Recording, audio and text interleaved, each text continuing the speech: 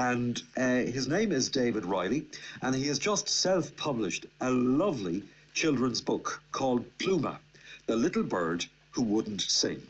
And the story behind this gentleman is quite fascinating. David, thanks for coming in, and good morning. Good morning.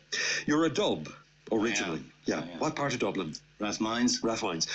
So talk to me a little bit about your early life in Dublin.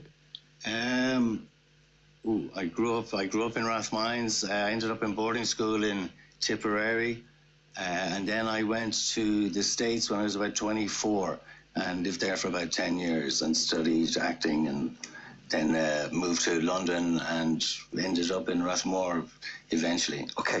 When you wrote to me during the week, can I just quote one of your paragraphs in your letter? You says, "I have had a great struggle these last many years and have suffered ill health and unemployment. And I wrote this book whilst I was a patient in the biodynamic clinic in Killala." What happened to you? In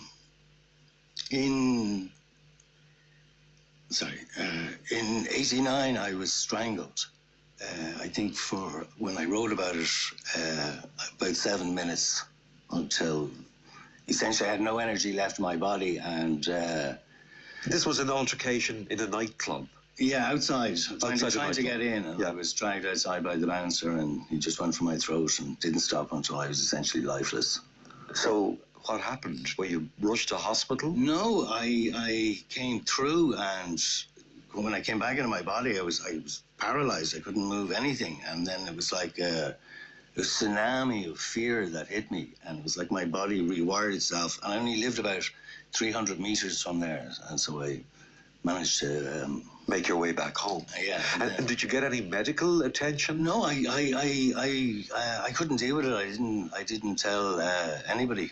Like I said, there was one friend, and I swore him to secrecy, and I just had it bottled up inside me all those years. So you were almost strangled to death? Well, I kind of was. Like I say, I really, when I did a lot of meditation in these last many years, and only in a very kind of deep kind of state I kind of was able to think about that time, and very much believe that I got a choice to come back, and I took it. But it did have repercussions. You suffered with anxiety. Absolutely, yeah. Pain, chronic pain in the spine. So where did you hear of the biodynamic clinic in Killala? At the wellness centre in Sligo. I was living in Sligo at the time, and I went in and talked to a lady there, and she really wanted me to go and see Mary Malloy, who has been like an angel to me these last many years. And what happens at the clinic? Well, they have the most unique method where it's not only just a talking therapy, but they also work on the table and work on your body. So when you say you're talking something like this, like she would then, it would lead like, so where are you feeling this now in your body? And then there's always seems to be kind of an inflammation associated with it. And she works with a stethoscope that is, when you're lying on the table, there's a stethoscope underneath you that's attached to a speaker. And as she works on the inflammation, she can release it through pressure. And and you can hear the sounds. I know I've been on the tables more now than it takes to train as a practitioner, which is quite a long time. But the sounds first start like a drop going into a paper cup, and then you hear kind of a more drop, and then a flow, and then a gurgling, and then the muscle releases. And it's absolutely incredible. I have spent the last 20 years going to all sorts of alternative health people all around the world, in America, South America, France, you name it, England, here in Ireland, many places, and this was the most powerful technique that I came across for my condition, certainly. Yeah, and when you have one of the sessions, you feel a lot more relaxed. Well, it can be very intense because it's like when the stress is quite often sound and movement happen on the table, so it can be very intense. But afterwards, yes, there is a release, and we're still working through this inflammation that's in my neck. It's greatly reduced now, but I still don't have I haven't really regained fully my voice or the flexibility of my neck, but I think I will. So when you were obviously a patient at the biodynamic clinic, they don't, you mean you were just going in for sessions, you weren't living No, I was actually staying there. staying in the clinic. Okay. You wrote this book called Pluma, The Little Bird Who Wouldn't Sing. Was this your first stab at writing? No, but it was the first time I ever finished anything. Okay, which is an achievement. Yeah, absolutely. Yeah. How long did it take to write? About 40 minutes. 40 minutes. Yeah, it just came out in one flow. It sure did. And it's a lot. What age group are you aiming this book? I think for about 8 and up. Now, the younger kids kind of get most of it, but really 8 or 9, because it's a little cerebral. You know, it's all about kind of navigating doubt in your own mind, you know, stuff that, and confidence, something that I've struggled with greatly myself. Could I suggest to you that Pluma, this little bird who doubts her ability and is afraid to sing or fly, has parts of you in the bird? Oh, absolutely. Absolutely. Without doubt. Yeah. So the book you self-published, was that by choice or because you couldn't get somebody who'd publish it for you? By choice. By choice. I just thought, you know, present it like this and try and get it up and get a little interest behind it before even approaching a publisher. Yeah. I don't think I have enough body of work to approach a publisher just yet. Yeah. And I prefer to stay self-published as long as I could. Yeah, well, I love the cover. Who designed that? That's my friend Raymond Gately, and he did it when he was in Korea. We were doing it over email.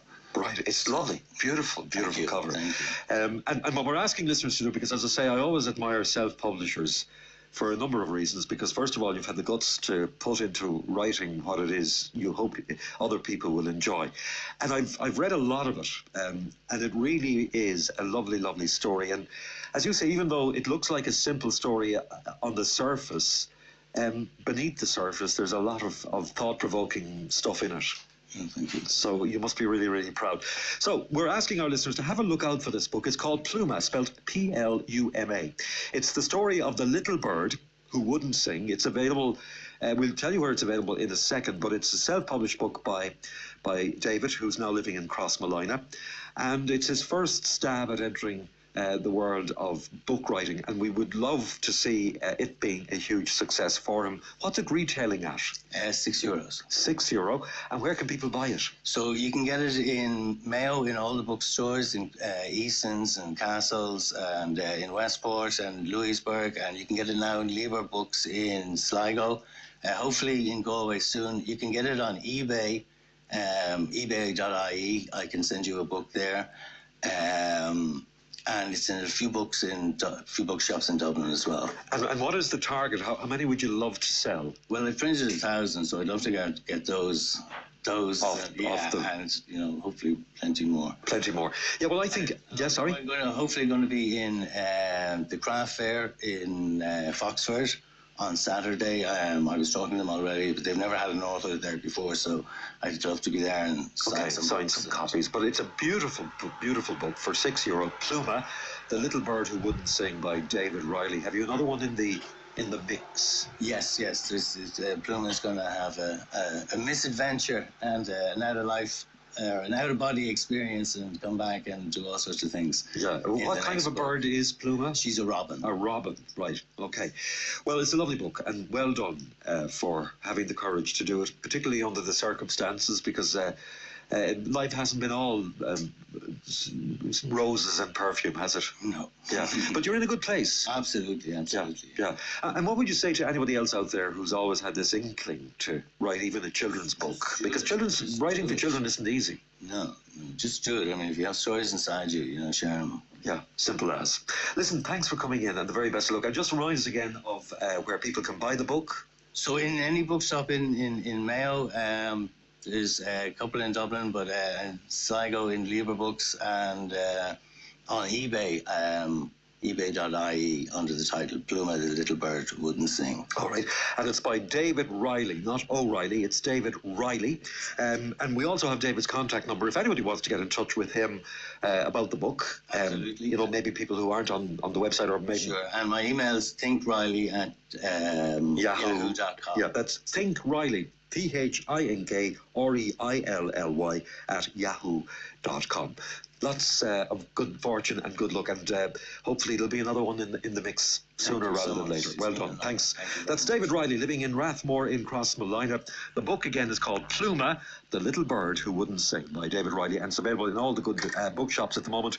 And hopefully people will get in touch with David. If you want him to post you out a copy, you can send him an email to thinkreilly@yahoo.com. And by the way, if you are a self-publisher out there, you're from the region, for a second, and his book Pluma, The Little Bird Who Wouldn't Sing. It's also available if you on Facebook. If you just search for Pluma, The Little Bird Who Wouldn't Sing, you'll find out more details as well. And just to remind you as well, he mentioned the Biodynamic Clinic in Killala, and this coming Wednesday evening in the Arts Centre in Ballina, the Biodynamic Clinic are having an information evening there, starting at about 8 o'clock. So if you want to know more about the Biodynamic Clinic in Killala, that's on Wednesday of next week in the Arts Centre in Ballina. We'll be back with more in a moment.